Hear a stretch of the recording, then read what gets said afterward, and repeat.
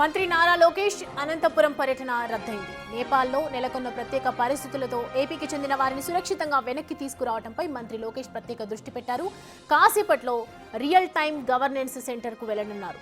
Real time governance వేదికగా ప్రత్యేక war room ని కూడా ఏర్పాటు చేయాలనుకుంటున్నారు. సంబంధిత మంత్రులు, శాఖల అధికారులతో సమన్వయం చేయనున్నారు. ప్రత్యేక కాల్ సెంటర్, వాట్సాప్ నెంబర్ ఏర్పాటు చేసి పరిస్థితిని సమీక్షించనున్నారు లోకేష్. నేపాల్లో చిక్కుకున్న ఆంధ్ర వారిని కేంద్ర ప్రభుత్వ సహకారంతో తక్షణమే వారిని రాష్ట్రానికి తీసుకురావడానికి లోకేష్ ప్రయత్నిస్తున్నారు.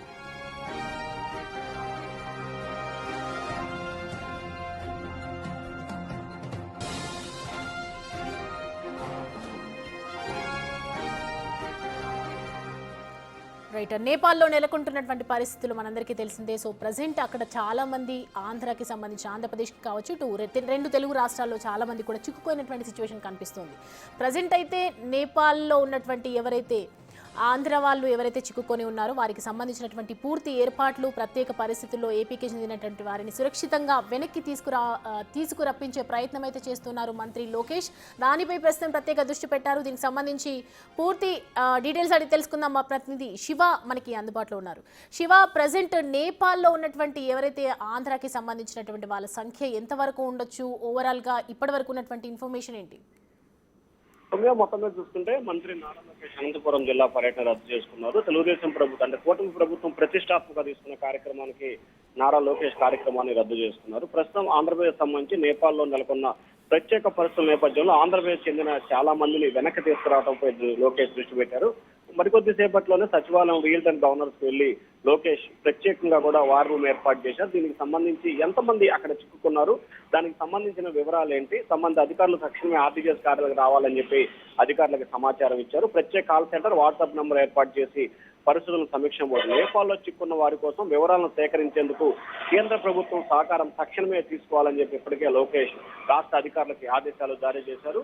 అయితే ప్రస్తుతంలో నేపాల్లో ఏర్పడ్డ పరిస్థితుల దృష్ట్యా కూడా కొంత ఇబ్బందికర వాతావరణం ఏర్పడింది. అక్కడ చాలా మంది చిక్కుకున్నట్లు కూడా అర్థమవుతుంది. సో ఎందుకు చిక్కున్నాటికి గల వారందరినీ వెనక్కి తీసుకొచ్చేందుకు ఎటువంటి ప్రయత్నం చేయాలి, దానికి సంబంధించిన కార్యాచరణ ఏంటి అనే దానికి సంబంధించి కూడా లోకేష్ ప్రధానంగా ఇప్పుడు దృష్టి పెట్టబోతున్నట్టు తెలుస్తోంది.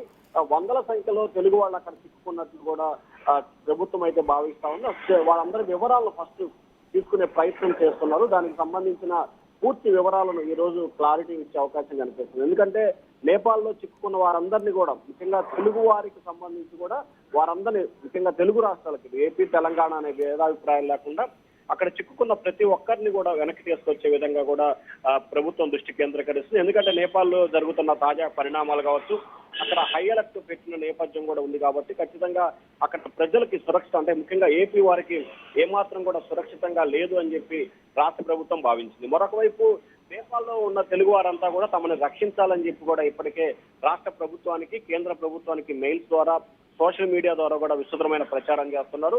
నేపాల్లో ఉద్రిక్తతలు, సరిహద్దులో భారత్ హై అలర్ట్ నేపథ్యంలో పరిస్థితి కొంత అక్కడ అదుపు తప్పిన పరిస్థితి కూడా స్పష్టంగా కనిపిస్తోంది. సో ఈ నేపథ్యంలోనే ఇప్పటికే భారత్ పూర్తి స్థాయిలో కూడా అప్రమత్తమైనట్లు కూడా తెలుస్తాం. దానిలో భాగంగానే 3 రోజులుగా నేపాల్లో కొనసాగుతున్న నిరసనలు, ఆందోళన నేపథ్యంలో భారత్ అప్రమత్తమైంది. బార్డర్ వద్ద పోలీసులు హై అలర్ట్ తో పాటు ముఖ్యంగా తెలుగు వారిని వెనక తీసుకొచ్చే ప్రయత్నాలు ఎక్కువగా ఫోకస్ పెట్టారు. మరికొద్ది సేపట్లోనే లోకేష్ నిర్వహించబోతున్న సమీక్షా సమావేశంలో కీలక సమాచారం రాబట్టే అవకాశం కనిపిస్తా ఉంది. తెలుగు రాష్ట్రాలతో పాటు ఆంధ్రప్రదేశ్ సంబంధించిన వారు నేపాల్లో ఎంతమంది ఉన్నారు, వారి డేటా ఏంటంటే వారి ఆధార్ నెంబర్ ఏంటి, వారి చిరునామాలు, వారి అడ్రస్లు, అలాగే నేపాల్లో ఎక్కడ ఉంటున్నారు అనే దానికి సంబంధించి కూడా ప్రత్యేక toll free number, WhatsApp number ఇచ్చి నేపాల్లో చిక్కున్న వారు ఈ నెంబర్లకు సమాచారం ఇవ్వాలని చెప్పి కోరటం, వెంటనే కేంద్ర ప్రభుత్వంతో సంప్రదింపులు జరుపుతూ వారిని స్వదేశానికి, అంటే ఆంధ్రప్రదేశ్ కు తీసుకొచ్చేందుకు ప్రత్యేక చర్యలు తీసుకోవాలని చెప్పి కూడా లోకేష్ భావిస్తున్నారు. దీనిలో భాగంగానే మరికొద్ది సేపట్లో కీలకమైన సమీక్షని లోకేష్ నిర్వహించబోతా ఉన్నారు. Soumya. Right Shiva, thanks for the updates.